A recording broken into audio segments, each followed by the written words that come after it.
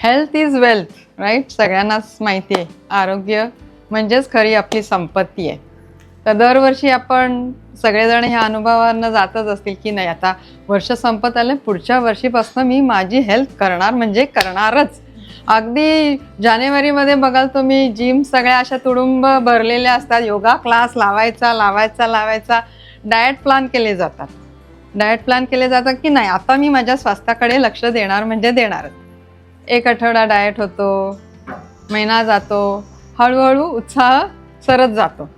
मग काय म्हणतो आपण, जाऊ दे, एक दिवस मरायचंच आहे ना, खाऊन पिऊन मरू, काय किती दिवस काय काय करायचं.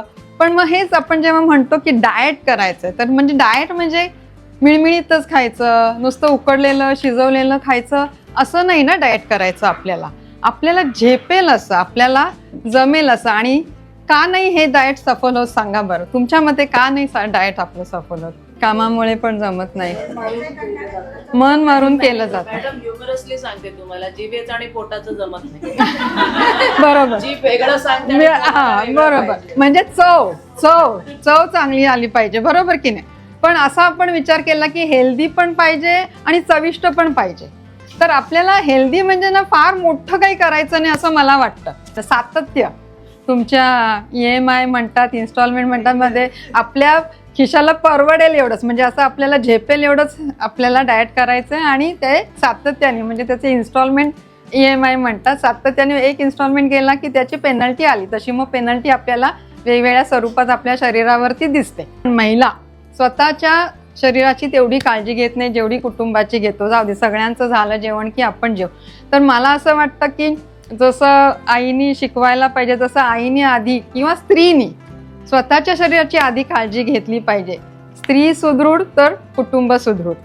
तसं पालकांनी मुलांना करायला पाहिजे. तसं स्वतःचं शरीर सुदृढ ठेवलं की आपोआपच आपल्याला ज्या चांगल्या सवयी असतात, आता ठीक आहे थोडा फेज असतो मुलांचा, त्यामध्ये ते कदाचित भरकटतील, पण इतकी वर्ष त्यांनी बघितली आहेत, आई वडील व्यायाम करतात, योगा करतात, चांगलं पौष्टिक खातात.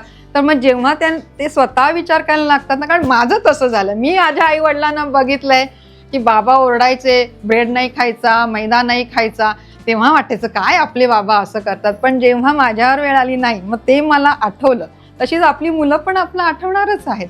त्यामुळे हे सगळं घरातूनच यायला पाहिजे आणि ते स्त्रीच्या हातात असतं असं मला जास्त वाटतं. पण सध्या तरी स्त्रियाच जास्त स्वयंपाक करतात, पुरुषही करतात, अर्थात करायला पण पाहिजे, पण सध्या तरी समाजामध्ये स्त्रियाच बनवतात. त्यामुळे महिलांनीच आपण हे हातात घेतलं पाहिजे, आपली तब्येत आणि कुटुंबाची तब्येत.